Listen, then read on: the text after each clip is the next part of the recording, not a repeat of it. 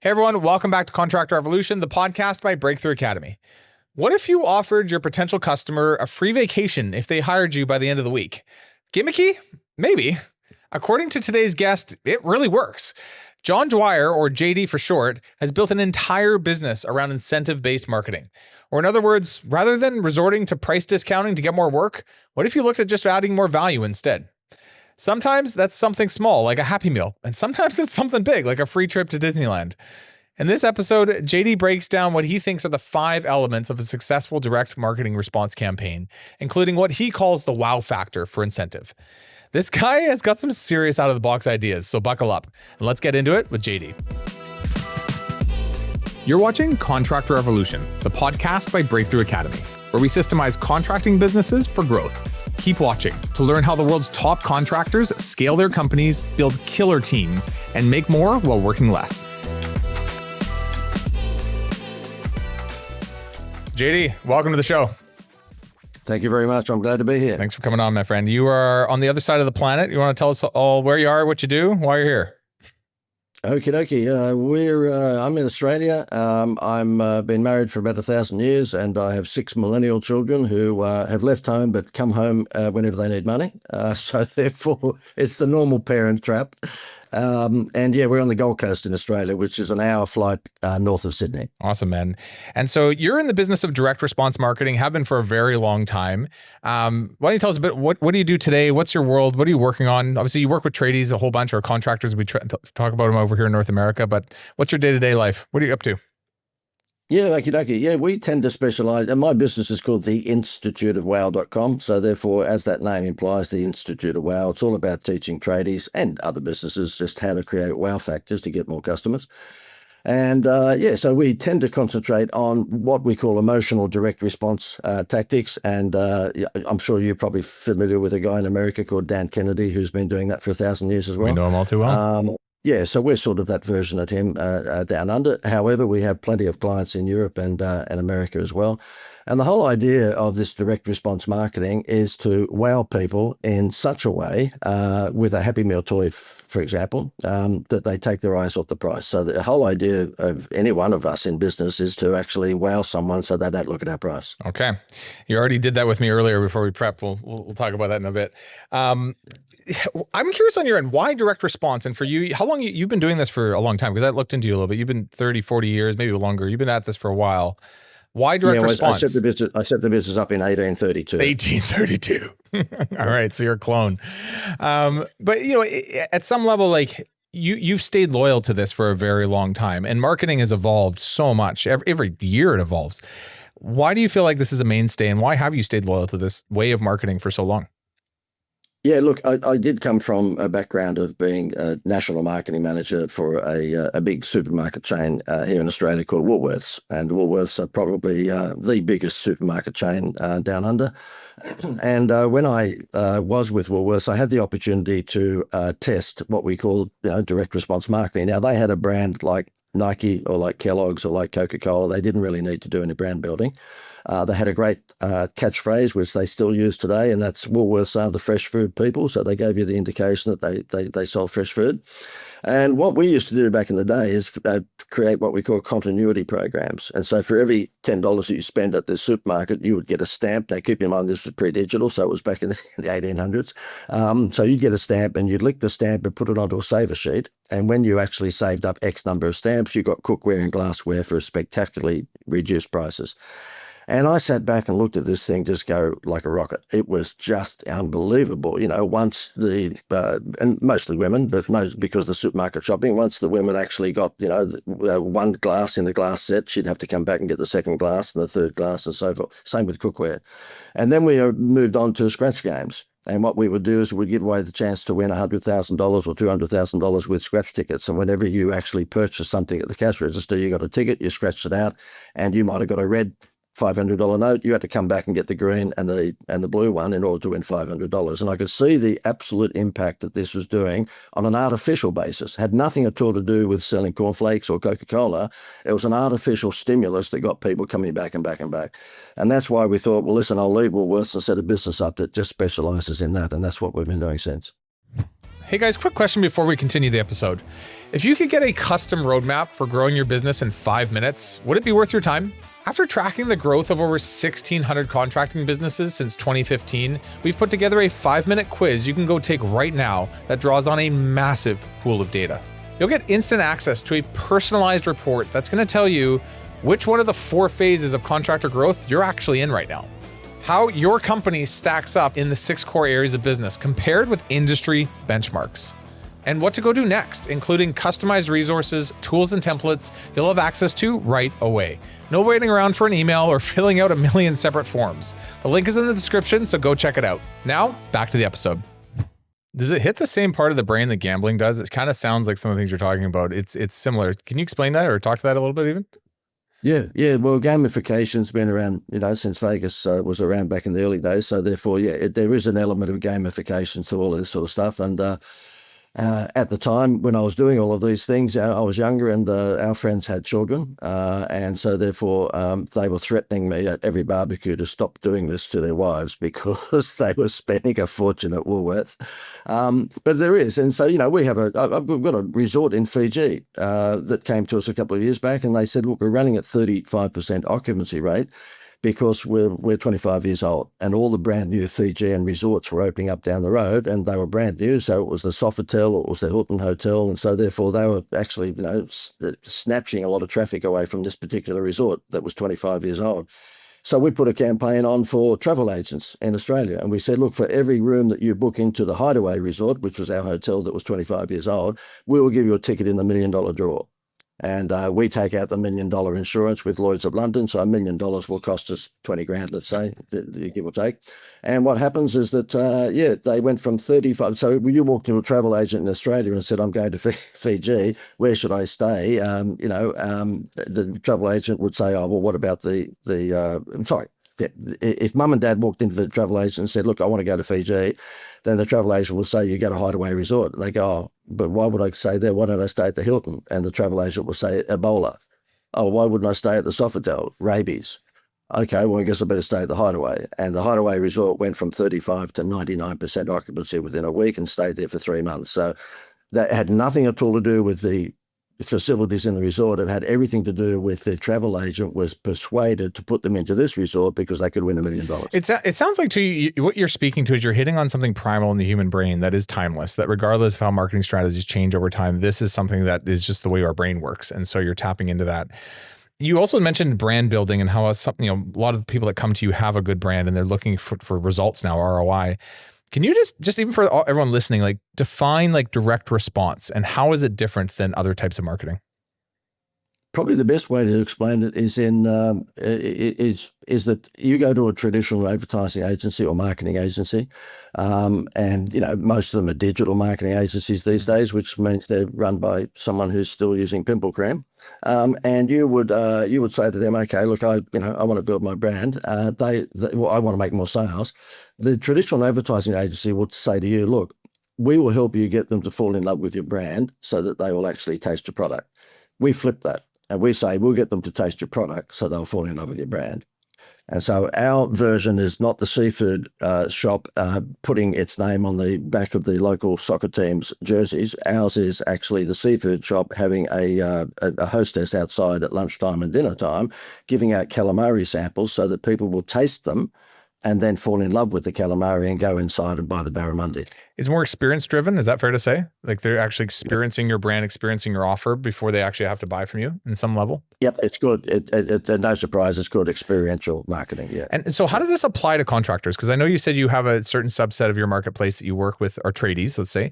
How does this work with them? When you look at campaigns for a plumber or a landscaper or a builder, what are they doing that's different from other people in their exact same space based on this way of marketing? Yeah. And look, it wouldn't matter whether they happen, in Australia, we call them tradies, of course, but so it wouldn't matter whether they went to university to become electrician or concreter or pest control operator or doctor or dentist. I've never seen a college anywhere in the world that teaches anyone anything but to be a good technician. When I had a dentist on the phone yesterday and he needed more traffic, and he said to me he did 4 years or 5 years, whatever it was, at college back when he was younger, and they taught him how to fix teeth, but no one ever taught him how to get patients.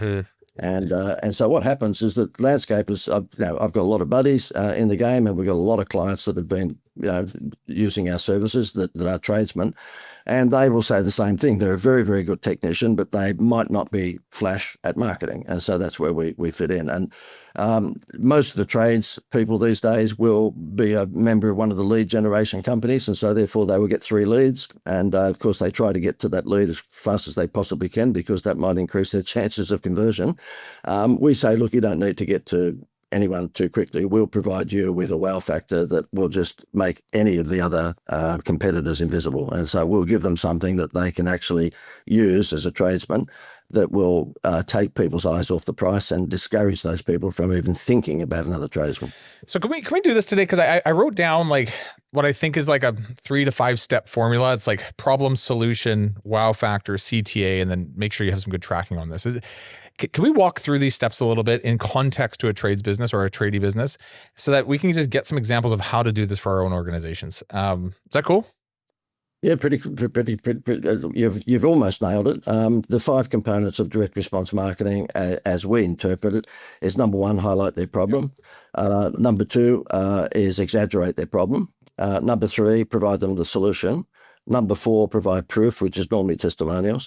And then number 5, a strong CTA, call to action. So let's just use a solar dealer, for example. Problem, do you know that you are paying way too much for energy at the moment? And that is something that's fixable. Number 2, aggravate that problem or exaggerate it. And that is that energy bills are just going to go through the roof more and more and more and more. Number 3, we can fix the problem with our special solar package that we've got on at the moment, which comes with a free vacation. I'll talk about that in a second. Number 4, proof, and that is basically a whole bunch of people saying that this solar business has actually halved their energy bills or just basically obliterated them. And then number 5 is a strong call to action, and that strong call to action is let us do this by the end of the month and we'll give you a free vacation to Disney World. You follow those steps, it's pretty hard not to increase your conversion. We've got a solar dealer that's on the front page of my website, the Institute of Wow, and he actually ended up having to put on a dozen staff because of this particular formula. Now, if you said to me, was he the norm? Probably not, because he actually joined all the dots. What happens with us, of course, is like the doctor that tells you to stop smoking, and then he looks out the windows, you're walking to the car park and you're lighting up a cigarette. I mean, yeah, we can only do so much. If someone doesn't join the dots, we can't do much about it. But this particular solar dealer joined all the dots right down to the free vacation. His conversion rate went from 44% up to just under 90%. Wow. Because when he walked in, there was 3 quotes on the table, and the housewife would say, look, we've got 3 quotes. You could see them there. And he would say to her, okay, well, listen, we're all within a few $100s of each other. If you make a decision by 5 o'clock today, I will gift you with a free family holiday to Disney World. And once that comes out, then it's all over. Right. You hit the lizard brain, and we're like, rah. Yes. So can we break these down a little? So what I wrote down: problem, exaggerate the problem, solution, proof, CTA with a wow factor. Is that the right? Okay. So let's go through this. Problems are problems. And how do you, as a, let's call it a solar installer, because that's the example you're giving me. How does a solar installer identify the right problem? Because there's so many versions of this problem that you could, basically come up with. I mean, some customers want it because it's going to save them on their energy bill. Some customers want it because they want energy independence. Some customers want it because whatever, it's going to save them money on something. It makes their roof look nice. It makes the roof look nice. Actually, I literally am looking into this right now because I'm getting my roof replaced, and I'm like, should I get solar shingles, and how much is that versus metal, and what's the advantage to getting, anyway. So everybody has different needs and different wants and has different perception of problems. How do you identify the right problem to go after? My best friend, ChatGPT. You just ask him; he'll tell you what's going on. And that's it. I mean, in the old days, as in only just a year or two ago, you would the answer to that would be, make sure that you ask potential customers, in other words, prospects, what is the biggest need that they have in your area. And if it happens to be, for example, you're a weight loss program, then of course it would be that they want to look good for summer. And so you would say, Jenny Craig, for example, the weight loss company, it would be, problem would be, are you overweight, not feeling good about yourself? Number two, it would be aggravate that problem. Do you know that summer is just weeks away? Don't you want to look good in your swimsuit? Number three, provide the solution, come on my dietary program and you look like a supermodel within 4 weeks. Number four, that is proof, and that's when you show the before and after shots. And then number five, a strong call to action, join my program and I'll give you a bloom. I've asked a few different marketers the same question. I'm going to ask you the same one is there something to be said about what everybody is thinking about, but nobody's actually verbally said? So it's something internal in their brain. And I gave this example on another podcast, and I'll give it to you as well. Imagine we're talking weight loss right now. So imagine you're driving down the highway and you see a sign that says, is your belly rubbing on your belt? Call this number. And what you're doing is you're speaking to a part of your brain where you're like, you know what I'm talking about, JD, right? Like you've eaten too much one day and you drive home and you can feel your belly rubbing on your belt and you're just like, oh God, I gotta lose weight. There's something about that emotional response that's like, I've never even told anybody of that before, but this ad is speaking to me. Is there a way to get to that depth when you're speaking to problem solution? And is it worth it even? Yes, spot on, absolute spot on.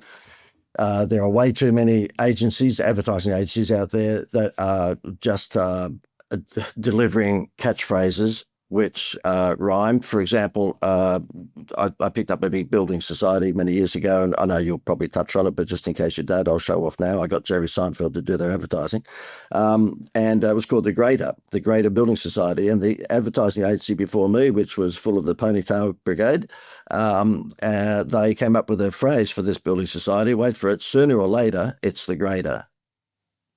Like you just think to yourself, my God, how much did you pay an idiot to come up with that? I mean, all it was some, 23-year-old creative in the advertising agency decided that let's come up with something that rhymes and charge them $50,000 for it. Sooner or later, it's the greater. It's a wrong catchphrase anyway. It means when you've been everywhere else, sooner or later, you might come back to the greater, right? So therefore, is your belt rubbing against your tummy analogy is absolutely spot on. You've got to talk in real language. And of course, I don't think that the tradesmen who might be watching or listening to this need any convincing. The reason that they are in the business that they're in and they're doing quite well at it is because I'm sure they're down to earth. They're down to earth sort of people. They don't go on with a lot of the silly stuff that some of the bigger companies do, where they pay a fortune for a catchline like that. What I would suggest you do is, and again, look, I'm not being silly, but ChatGPT can fix all of this for you, is that you would purely and simply make sure that whatever the problem is that someone has, you explain that to them in a down-to-earth way, exactly the way that you just said. And one thing I'll throw out there is I've noticed when I talk to my customers about the tests that I have, you see them laugh or you see them lean in, you see an emotional response come out of it. And the ones that don't land, that are practical, that are like, yeah, like, of course, like people want to save money that's why they get solar. And they're like, yeah, they say, yeah, that is, versus like, totally, right? Like they lean into it. And so one thing it's like, I don't have I'm not a marketer. It's like, I think about these things, but I'm like, man, I look for an emotional response from my customer. Yeah. So not only am I doing what you just said, which is draw it from them.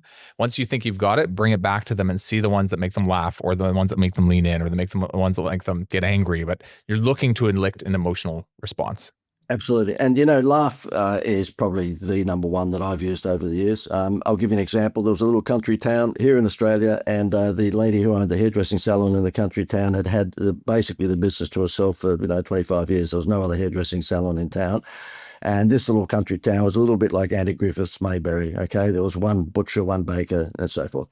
Anyway, another lady came into town and opened up a hairdressing salon opposite this lady, okay? And this lady's name was Kimberly. And so Kimberly said to my wife, because my wife was going there to get her hair done, can you ask JD, has he got anything that can help me combat the lady across the road, because she's just come out with $10 haircuts for men. And she said, I used to charge $50 for men. And she said, what do I do? Do I drop to $9? And Gail came home and said to me, look, Kimberly needs some help. And I thought, oh, another freebie. That's all I need. So anyway, I said to her, let me think about it. And guess what? She'd lost all the men. All the men within 2 weeks had gone across the road to the lady charging just $10 for haircuts, because men will get the haircut of the butcher. They don't care. Totally. And so anyway, I said to her, look, I think we've got the answer to this. So we put a sandwich board outside her hair salon, directly opposite the one that's stolen all the men. And the actual sandwich board just said, we fix $10 haircuts. See, that made me laugh. That's perfect. Yeah, if you're actually, this reminds me of like an old like a Facebook reel or something, but this guy's, it's totally different stories. He's like standing out there with a sign that says free hugs. And then the other guy stands next to him that says hugs $1. And he's like, mine are better. and he took all the hugs from the other guy. There you go. Anyway. There you go. And that's why I think, the humor side of it, I'm a bit cheeky, and it sounds like you are too. So it probably suits my personality, but I find that humor is the quickest way to break through. No question. Cool. So problem, exaggerate the problem, look to maybe instill some sort of an emotional response, or go deeper if you can. And like you said, that can be ChatGPT could help you, or you might be creative in your own way. But I refuse to just settle for what everyone's just going to give me as this tagline that everyone else says. I'm always looking for that different maker when I can. And then solution. So how do you craft a standout fix? And almost the same question, but when it comes to the solution, do you need to be creative for this, or do you just need something that makes sense to your customer? Like, how do you think through the solution side of this? Normally tell the business owner to get out of the way and just feature on all of his advertising and marketing, his customers saying that he's a genius. So if you go on to any one of my web pages, I've got video after video after video. They're all 60 seconds saying this guy is an absolute marketing genius. He's done this. My turnover went from 2 million to 10 million within 1 year, and blah, blah, blah, blah, blah. I don't pay them to do any of that. If they, would I let them do it themselves? Not a chance, because I will get the worst testimonials you've ever seen in your life. So what I will do is a Zoom call. I will ask them a question: what was life like before JD, and what was life like after JD? And then we'll cut up the good parts and put them together in a little 60-second reel. I've got dozens and dozens and dozens of those. So when somebody hears me talk in a podcast like this, or if I'm doing a seminar or convention, and they are thinking, look, this guy's too good to be true, there's no way that he could have done all this sort of stuff, then we just direct them to those web pages, and my clients sell me for me. I don't need to sell. And that's what I would absolutely suggest to everyone who's in the trades business, is that if you've got happy clients, make sure you put your camera in front of them and get them to say nice stuff about you. Does quality matter? Does amount matter? Does is there any parameters to this, or it's just get them out there saying the right things to you? Like, how do you craft this? Yeah, there's no question that, the results matter. That I showed off to you just a moment ago with that solar dealership, because he had a free vacation he could give away. Then he just closed, 88% of leads rather than 42% or 44%, whatever it was. But basically he doubled them by giving away a Happy Meal toy. And so if he just said to me, look, I've been part of JD's marketing program, and he gave me an incentive, and you'd never even mentioned it was a free vacation to Disney World. He gave me an incentive, and that increased my business. That's not going to be anywhere near as hot as statistics. You want the statistics. Now, in tradies instances, the statistics may be that, we got our energy bill down by 80%, within the first 12 months after he put the solar stuff on my roof. If it was a concreter, he might say, listen, we actually ended up selling the house about 12 months later, and we paid $15,000 for him to put the driveway in, but we got an extra $50,000 or $60,000 or $80,000 because of the driveway was in the house when we sold it. So problem, solution, make them laugh, hit the center of who they are, proof, testimonials run first, maybe some statistical things to go along with it. And then CTA, you brought this up a few times now. So your call to action, how do you craft it? And then you add a wow factor, which let's speak to that as well. The best way I can explain this to any business owner, and particularly business owners that are doing less than, let's say, $5 million, because they're in, everybody's got a Coca-Cola competitor, what I call a 40-ton gorilla. My competitors are big advertising agencies. I don't have the resources that they do. We have a few members in our team, but certainly we can't combat with the big guys. So therefore, I actually say to them, look, when you buy into my program, you get me. You buy into their program, and you're going to be sold by the old guy who's been doing this for 1,000 years, but you're going to get a 25-year-old that's going to look after your business. Good luck, And so I use me as that USP, the unique selling point. In terms of persuading someone to use your services when you are in a Me Too industry, and let's face it, every tradesman is in a Me Too industry. There's a million concreters, a million solar dealers, a million electricians, and you try distinguishing yourself from all of the others. It's not easy. Like Mrs. Smith, who wants electricians, she just wants electricians. It's kind of commodity driven at this point. Like everyone's feeling like they're the same contractor because they have the same general product to offer. So how do you do it? How do you do it? You got it. You steal the idea or swipe the idea that McDonald's came up with 44 years ago, and it's called a Happy Meal toy. And so, in my instance, we've got 6 children. They're grown up now and left home, but, we had 6 under 12 at one stage. And we must have given McDonald's $7 billion throughout that period of our life. And it had nothing to do with the Happy Meal box and the hamburger. It had everything to do with the Happy Meal toy. So we had 6 screaming kids in the car. The easiest fix to that, other than Finurgan, which I don't know if that was legal, but anyway, we gave them Finurgan every now and again that made them go to sleep. But other than that, then it was drive through McDonald's and get 6 Happy Meals and 6 toys, shut them up. Kellogg's have been doing it for about 50 years, toy in the bottom of the cornflakes box. Prime, Amazon does it with Prime. If you actually join their Prime membership club, then you get free shipping and free movies and all sorts of things. And the little coffee shop down the road from you probably does it, whereby they stamp the card, and when you get 10 stamps, you get a free coffee. But guess what? 97% of all businesses around the world have never used an incentive, and it's nuts. They should be using incentives, particularly if you're in a Me Too industry. I mean, you won't get much more Me Too than a tradie. Your stuff is like everyone else's, so you need a Happy Meal toy big time.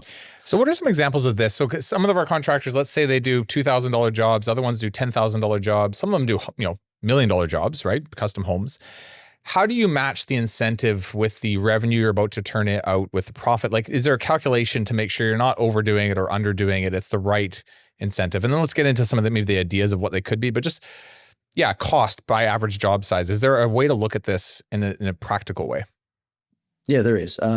If I walked into a menswear shop and wanted to buy a sports jacket and they gave me a skateboard, I would say that they're an idiot. And so therefore it needs to be message to market match. We promote at the moment, and yes, because there's dollars in it for us. I mean, I won't make any secret of that, but we promote what we know is the world's #1 incentive to not just tradies, but to other businesses, and it's a free vacation. Basically, the tradies here in Australia will buy from us a voucher like that, and on that voucher, they can, when they give that to the housewife because they've chosen their particular business to put a concrete driveway in, or to pest control or whatever it may be, solar, they buy the voucher off us for just about $50, and they give that out to customers to persuade them to use their services rather than someone else's, and then they have something like 120 destinations to choose from that they can go to. So we're talking Orlando, Disney World, and New York, and Las Vegas, and San Diego, all throughout Europe, Paris, Germany, Spain, you name it. And what happens is that the hotels that are part of this program are happy to actually give up their rooms because outside of school vacations, they're running about 30% vacancy. And so therefore the hotels go, well, listen, outside of school vacations, which is Easter and Christmas and school holidays, then we've got 30% of our rooms vacant. We may as well give them to businesses to use as a Happy Meal toy and not destroy our brand, because if they went through the temptation of dropping their pants, then of course that takes their brand from the penthouse to the house without taking the elevator. They don't want to do that. They don't want to let the public know that they're giving these rooms away for next to nothing, but they're quite happy to give them to us, and for us then to sell them to businesses as a Happy Meal toy because that's under the radar. Nobody sees that they're giving up those rooms for free, okay? And that's how it works. And the reason I highlight that is I could tell you all sorts of other incentives that we've used over the years, from movie vouchers to dining vouchers to you name it, gas discounts at the local gas station, you name it. I've tried everything, and nothing comes near a free vacation. And the reason why is because a free vacation suits a 25-year-old and an 85-year-old. Doesn't matter whether they're male or female. Interesting. So you just really simple here, because a lot of our contractors work with homeowners, more or less. It could be considered a commercial contract, but that might be conflict of interest depending on how it all goes down. But you can. I'll show you how to do that. You can do it too? Okay. You can do B2B. Okay. Keep in mind is that my mantra is very similar to Dr. Evil's. What is that? What is your mantra? Oh, that is just do it however you need to do it. Ask questions later.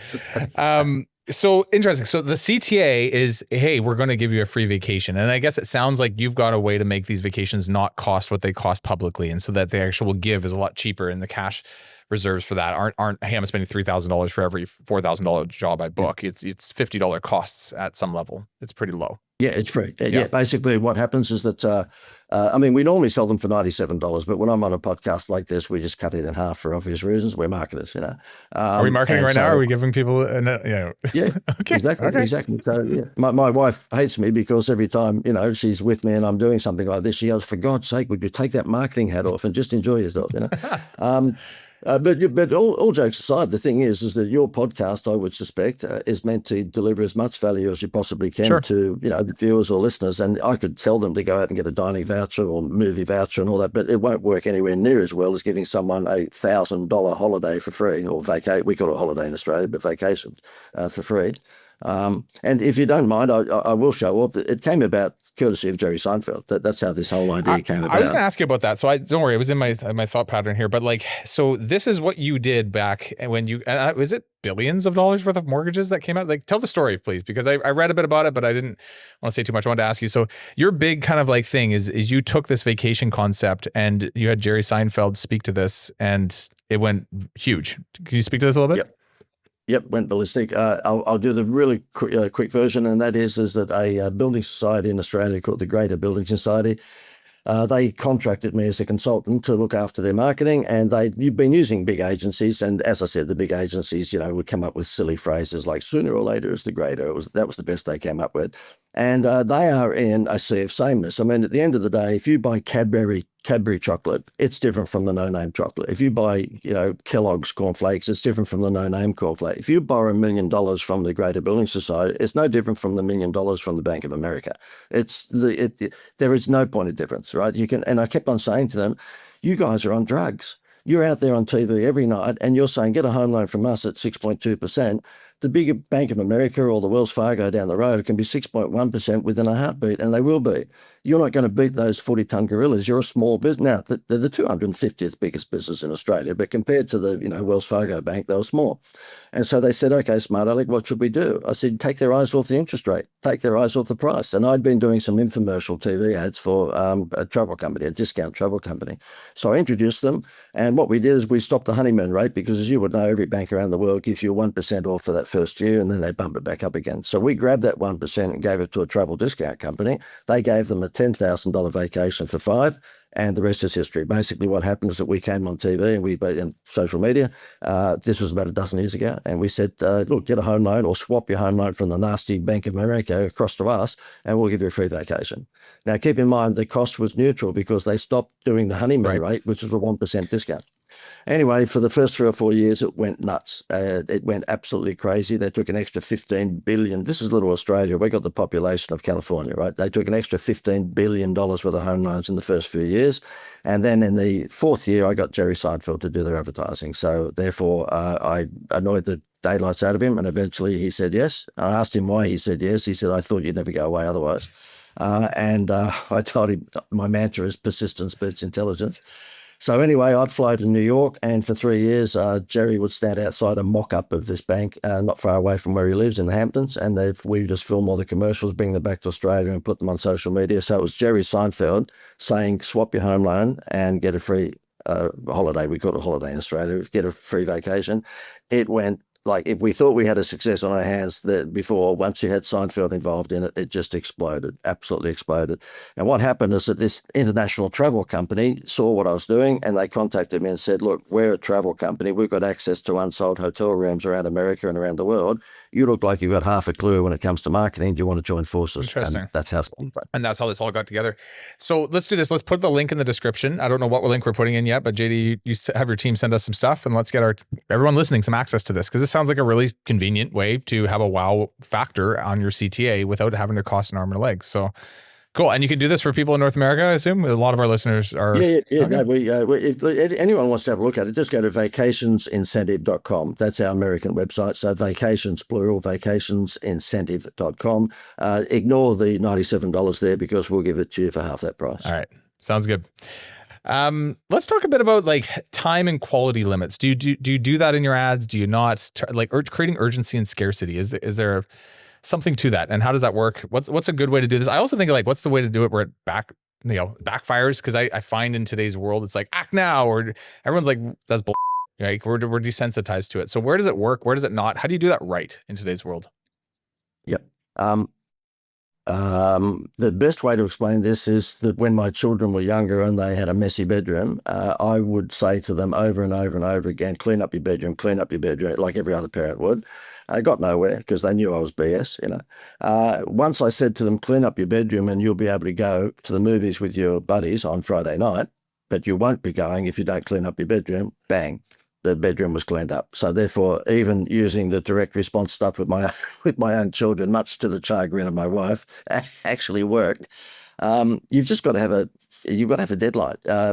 You know, the thing is the same old story. A goal without a deadline is just a dream. So therefore, if you think you're going to be able to sell your services and get the conversion rate that you want without a deadline, you're on drugs. Okay, you've got to have a deadline, either that or a quantity limit. Quantity limit is normally seen by the consumers as BS because they go, oh yeah. I mean, you know, I see some people having webinars these days and promoting the fact that there's only 100 seats. It's digital. You can have 1 million seats. You know, just so don't insult people. Yeah, for contractors, it can be quality based or quantity limit based on their schedule. So it's like we only have so much time to book out, but it falls on deaf ears from a marketing standpoint because you don't know what that contractor's schedule is yet. So you can't tell if there's high quantity or low quantity. For time, like how do you set a time limit to a campaign where you give away a vacation, let's say, but then want to run that campaign again? Because at what point are you just running that campaign all the time? And how does that flow? Yep, you do what Sher has done for 10 years, and that is was so successful by public demand. I'm coming back again. Okay. So the thing is that the consumer who you're targeting at the moment is once you give him or her your solar panels is completely off the planet. Then you'll probably never see them again. Okay, unless you have a product or service that's going to be a repetitive purchase product or service. And so therefore don't worry about the fact that, oh, they might see that you've brought it back again next month, because at the end of the day, you know, they probably won't see it because they're not looking for your stuff anymore. You've already delivered it to them. What I would say is there's no magic pill to disguising the fact that you're going to run this regularly, but what you can do is that you can actually, if you've got a Happy Meal toy that looks like this and you're getting that for $50, so therefore you've got 1,000, these are 3-night vacations, by the way. And in Mexico, it's 5 nights, in Cancun, and some places it's 7 nights, sure. Right? But you've got 3 nights throughout America. So it's valued at, and they're all 4-star resorts. So therefore you're not talking RV parks. So you could say, listen, if you get in by the end of the month, we will give you a free vacation. We've got a couple of Texan Harley Davidson dealerships using it at the moment. And they're using it by saying, get in by the end of the just take a test ride. No one's going to buy a Harley Davidson to get 3 nights accommodation, but they will take a test ride. So they've exploded their test rides like crazy. I've only just spoken to them yesterday, and they are doing it to the end of this month. And I said to them, okay, so what's the plan? They said, well, what will happen is that because the public demand has been unbelievable, and it has, we've got more people taking test rides now. By the way, they sell 3.5 bikes out of every 10 test drives. We've just increased their test drives by 200%. So you can imagine how many more Harley Davidsons they're selling if 3.5 out of every 10. They're just going to revisit it the next month and say brought back by public demand. I can imagine too. I mean, every contractor is a little different, but I know for a lot of the ones we work with, they very much have high seasons and low seasons, especially in Canada, United States, northern states. We have like winter season, summer season. We very much have seasons. So, you know, for our exteriors, say painters, it's, you know, they're not doing a lot of exterior painting in the wintertime, but they want to do some interior. They want to book some more work. It's a good seasonal, potentially like thing to run on an annual basis. And then when you're like, a lot of our landscapers are just, they don't want work in April, May, June, July. Everyone's coming to them because all the plants are starting to grow. It's like you're not running it in your high season. You're running it in your low season would be maybe one thought I had on that. So. And you can do other things too. I mean, the vacations is the number one that I've come across. I've been doing this for 1,000 years, as I told you before, and I've never seen anything that comes near it. And we've done gas discounts, and we've done movie tickets, and we've done dining vouchers. The big difference with it, McDonald's gets that plastic toy made in China for 20 cents, but if you see it in Kmart, it's worth $4 or $5.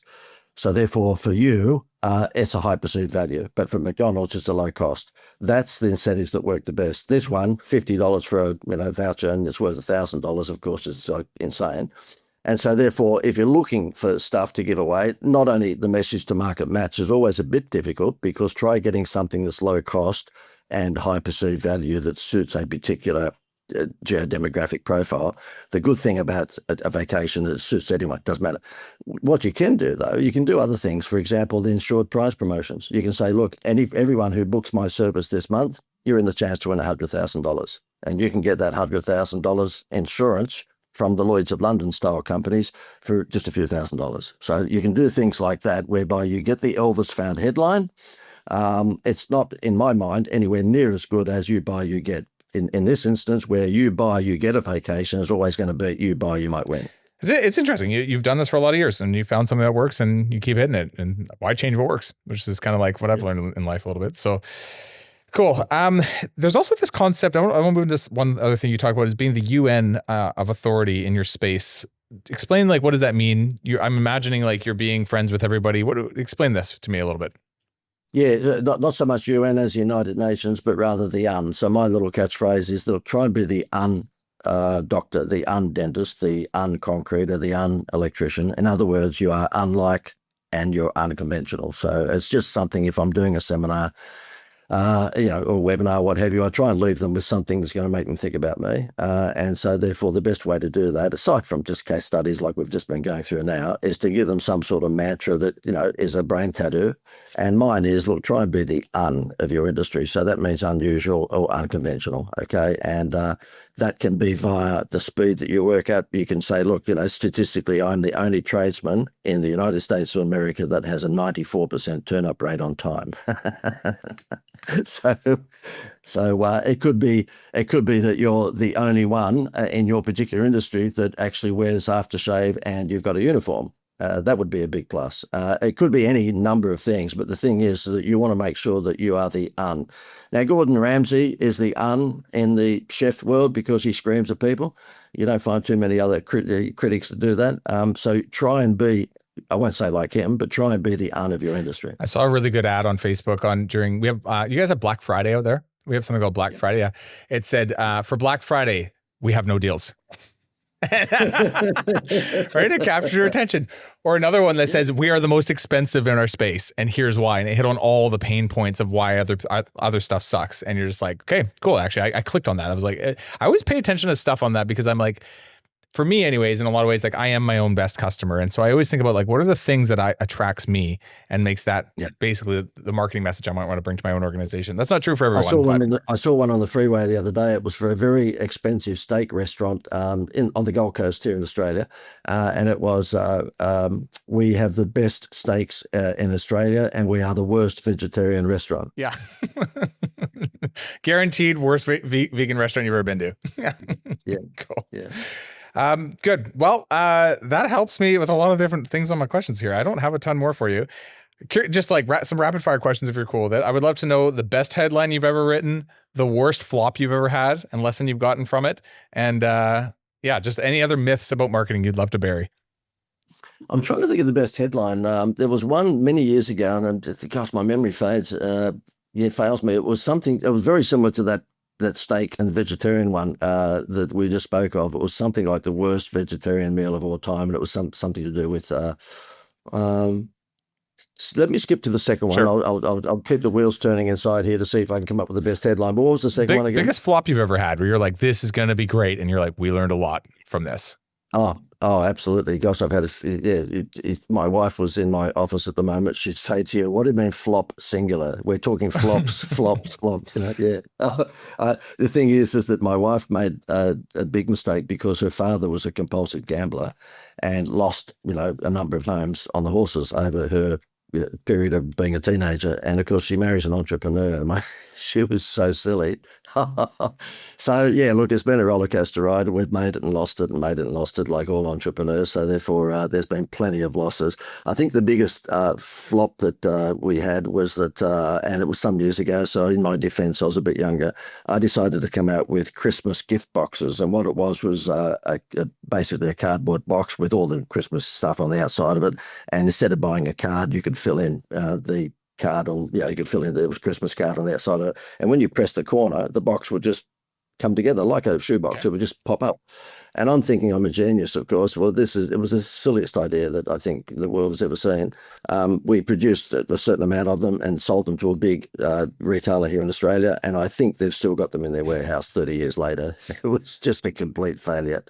But I've got to say, but I would have more failures in my early days than successes. And the beauty of that is, of course, you've heard the Michael Jordan thing, he missed more goals than any other basketball player in the world, but he shot more shots, And in my earlier days, I was silly. I had lots and lots of things that we threw money at and lost. But fortunately, when you get a bit older, as I am now, because of that training, the hit rate is much better these days. You learn from your mistakes.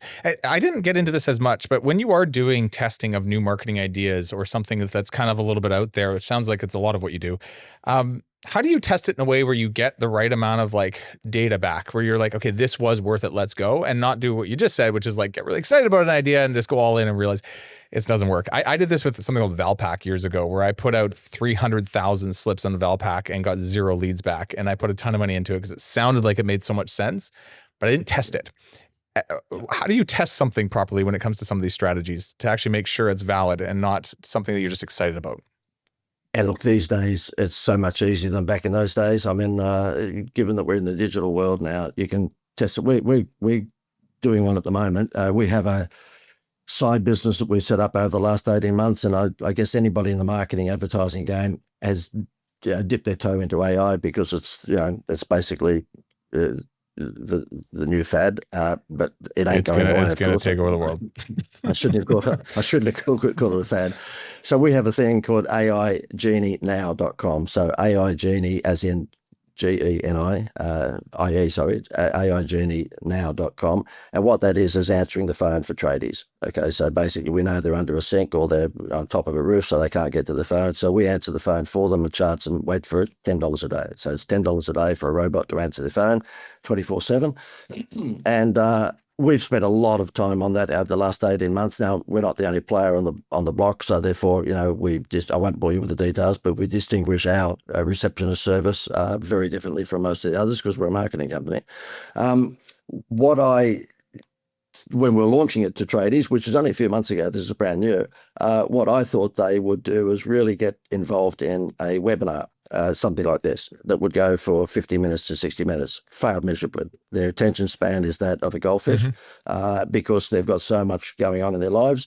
And so therefore we realized that was a complete failure. We would actually be lucky to get 20 or 30 tradies on every webinar. So what we did is that we just cut that webinar down to 6 minutes and we just drive traffic now from our Facebook ads direct to that 6-minute video.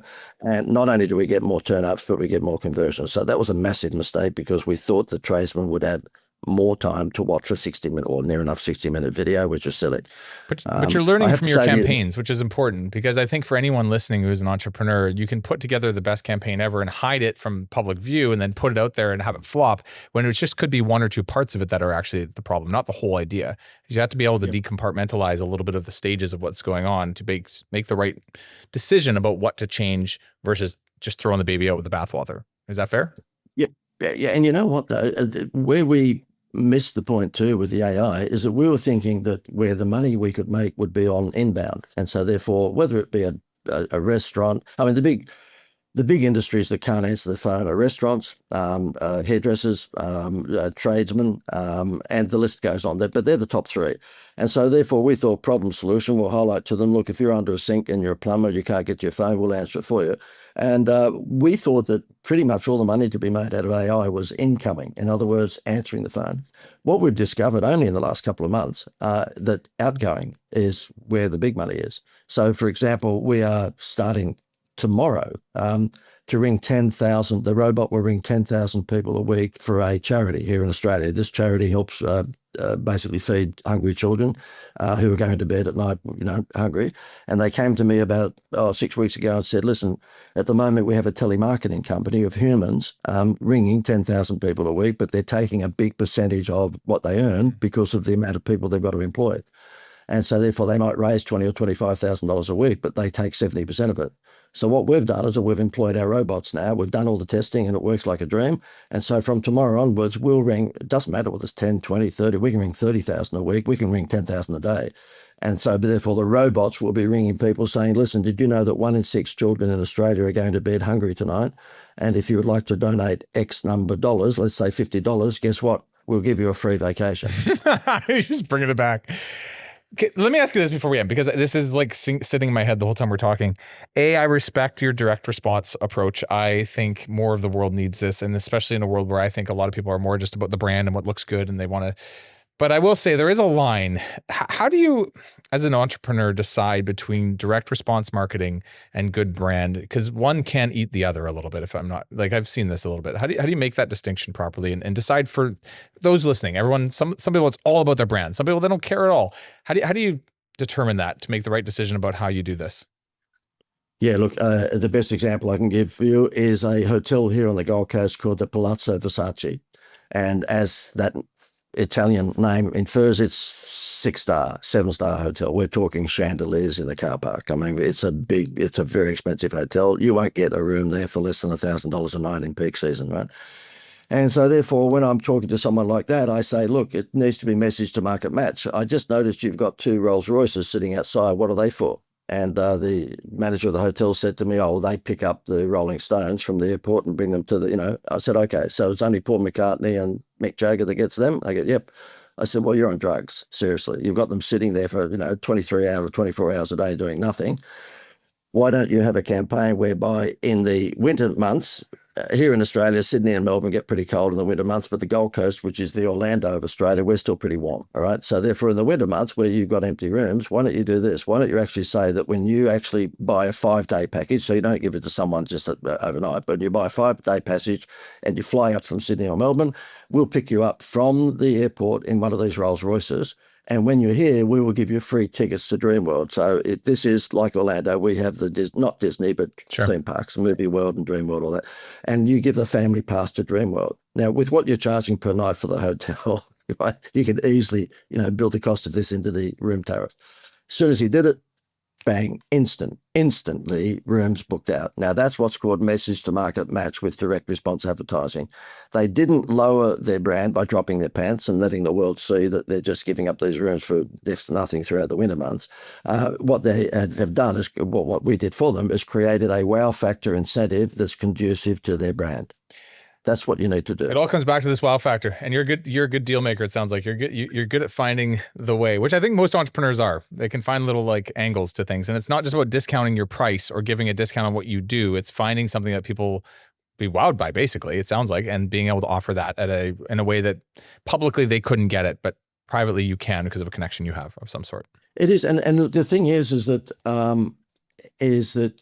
well, one last example before we go. It was a turf farm. In other words, he sold grass, okay? And he came to one of my song and dance shows that we put on.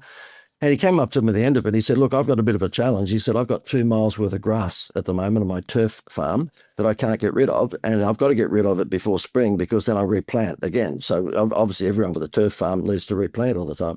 I said, well, who's your target audience? He said, landscapers. And I said, okay, what do you think a landscaper likes? And he goes, I don't know, you tell me. I said, I think 99% of them are men. I said, I think they like beer. So what we did is we said for every front yard and backyard's worth of grass, which in Australia would be 500 square metres of grass, we will give you a free carton of Crown Lager beer, which is a premium beer, okay? So it's not your normal tradie beer, it's a premium beer. And so he said, righto. So we just bought a mail list of tradesmen all around the area that he was on, 500 tradesmen. We sent out a letter to them because not all of them are, sort of into technology. But we also sent an email and we just said, look, for every home's worth of grass you buy from us, we will give you a free carton of beer. He rings me 5 days afterwards and said, we've got a problem, which is something you don't want to get. I go, okay, what's the problem? He said, we've got no more grass. All the grass is gone because he said, the guy that used to barter on price all the time, he said, I'd be $6 a square metre. He told me he could get it down the road for $5.50. He rang up and said, I want 18 homes worth of grass. I don't care when the grass gets here. I've got a party on Friday. I need the beer by Friday. Jeez. Good. Okay, JD, anything else to wrap us up? Any just like final words of advice for those listening? For some people, this is a concept they haven't touched much on, probably thought about maybe a little bit. Where do people start? What are your thoughts? All I would suggest to anyone, and I know we all fall into this trap when you need some cash, and so you drop your price because it's a cash flow stimulant.